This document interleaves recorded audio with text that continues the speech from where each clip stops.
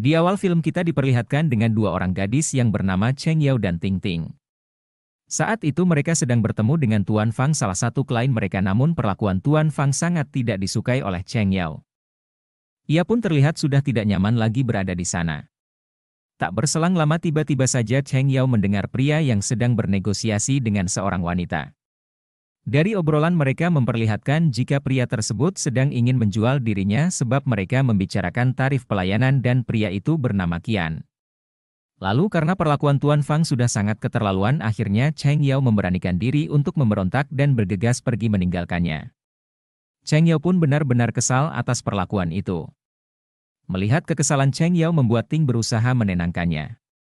Mereka juga kembali melihat Qian menaiki mobil yang begitu mewah. Beberapa hari kemudian akhirnya Cheng Yao mendapatkan sebuah pekerjaan baru di sebuah firma hukum. Cheng Yao juga menemukan rumah baru untuk tempat tinggal selama ia bekerja, namun tak disangka Cheng Yao malah kembali bertemu dengan Qian. Bahkan ternyata Qian tinggal di rumah yang sama dengan Cheng Yao karena pemilik rumah tersebut membuat kekeliruan sehingga ia menerima uang sewa dari mereka berdua. Maka dari itu Cheng Yao berusaha membuat rumah tersebut menjadi miliknya. Beruntung usaha Cheng Yao itu pun berhasil. Melihat rumah itu membuatnya merasa sangat bahagia, tetapi tiba-tiba saja Qian juga ikut masuk ke rumah tersebut karena Qian benar-benar harus tinggal di sana selama beberapa waktu, namun mereka masih saja berdebat sampai akhirnya pemilik rumah itu pun ada di sana. Kedatangan pemilik rumah membuat Cheng Yao memperlihatkan jika ia adalah seorang pengacara, bahkan Cheng Yao berpura-pura memiliki hubungan dengan Qian, atasannya di firma hukum Junheng.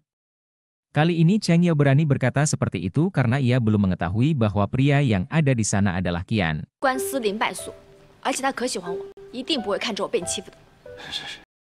Setelah perdebatan panjang, akhirnya pemilik rumah menyarankan agar mereka tinggal bersama sebab rumah tersebut juga memiliki 2 kamar. Lalu setelah pemilik rumah itu pergi, Qian langsung membuat perjanjian jika urusannya selesai maka ia akan segera pergi dari rumah tersebut. Bahkan Qian pun ingin membayar uang sewa 2 kali lipat pada Cheng Yao. Mendengar hal itu membuat Cheng Yao menyetujuinya. Di malam hari Qian dan Cheng Yao sedang berada di balkon rumah. Saat itu Cheng Yao membuat beberapa aturan yang Qian harus turuti, tetapi Cheng Yao malah menganggap jika Qian masih bekerja sebagai laki-laki bayaran. Maka dari itu Cheng Yao terus saja berusaha menyadarkan Qian, tetapi Qian malah tidak habis pikir dengan apa yang Cheng Yao katakan.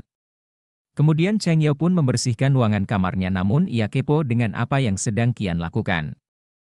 Dan ketika Cheng Yao melihat kamar Qian, ia malah merasakan suasana yang begitu seram. Bahkan Cheng Yao juga mendengar Qian yang sedang berbicara dengan seorang wanita, padahal sebenarnya wanita itu adalah klien Qian.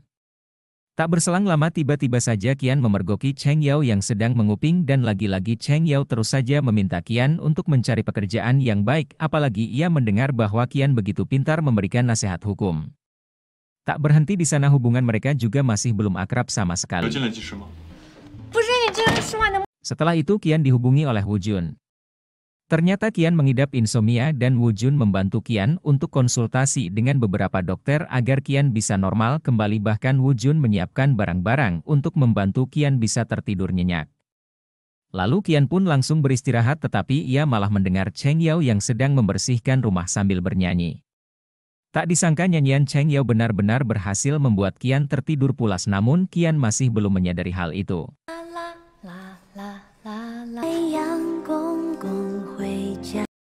Dan saat Qian keluar kamar, ia sudah mendapati semua ruangan sudah diberikan pembatas oleh Cheng Yao. Keesokan harinya Cheng Yao mulai masuk bekerja di firma hukum Junheng. Cheng Yao juga langsung diberitahu oleh salah satu rekan kerja tentang firma hukum tersebut. Mengetahui bahwa Qian adalah atasannya membuat Cheng Yao menjadi sangat bahagia, tetapi ternyata Qian merupakan seorang atasan yang begitu tegas dan disiplin. Cheng Yao juga disapa oleh Bao, Yu Fei dan Tan Ying. Lalu Bao dan Yu Fei membawa Cheng Yao untuk melihat ruangan rahasia Qian.